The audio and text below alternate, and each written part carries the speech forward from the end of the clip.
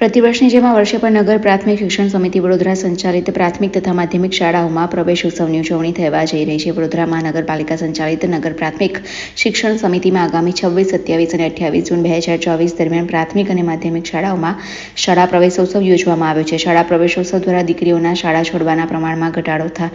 તથા દીકરીઓ એક સમાન રીતે શાળામાં પ્રવેશ મેળવી અભ્યાસ કરી એક ઉજ્જવળ ભવિષ્યની સાથે એક સ્વસ્થ અને સક્ષમ ભારતની રચના થાય તેવા પ્રયત્નો કરવામાં આવ્યા છે. વર્ષોથી ઉજવવામાં આવતા શાળા પ્રવેશોત્સવના કારણે બાળકોના પ્રવેશનું પ્રમાણ 100% પહોંચવામાં આવ્યું છે, જ્યારે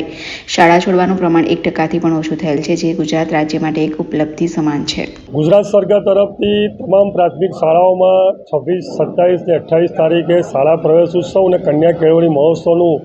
માનનીય પ્રધાનમંત્રીએ જે પહેલ કરેલી હતી એ કન્ટિન્યુઅસ આજે 21મો શાળા પ્રવેશ ઉત્સવ થઈ રહ્યો છે. એમાં વડોદરા શહેરમાં વિધાનસભાના મુખ્ય દંડક બાલકૃષ્ણ શુક્લા સાહેબની વિશેષ ઉપસ્થિતિમાં તમામ ધારાસભ્યો, સાંસદશ્રીઓ, કોર્પોરેશનના પદાધિકારીઓ, શહેરના સંગઠનના પદાધિકારીઓ અને શહેરના શ્રેષ્ઠીઓ અને જે અલગ અલગ પ્રકારની NGOવાળા જે લોકો અમારી શાળામાં સેવા આપે છે એ લોકોની ઉપસ્થિતિમાં અમારી શાળા સમિતિના તમામ સભ્યોની ઉપસ્થિતિમાં નવીન બાળકોને શૈક્ષણિક કીટ આપવાનું જે પ્રવેશ ઉત્સવમાં જેનું તમામ પ્રકારનું આયોજન અમે પૂર્ણ કરેલું છે. આશરે 2600 જેટલા બાળકો બાલવાટિકામાં પ્રવેશ લઈ ચૂકેલા છે અને 28 જેટલા બાળકો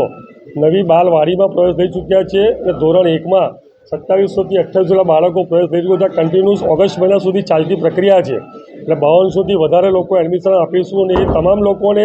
26, 27, 28 તારીખે તમામ બાળકોને એ દાડે શૈક્ષણિક કીટ મળી જાય એવું સંપૂર્ણ અમે આયોજન કરી દીધું છે.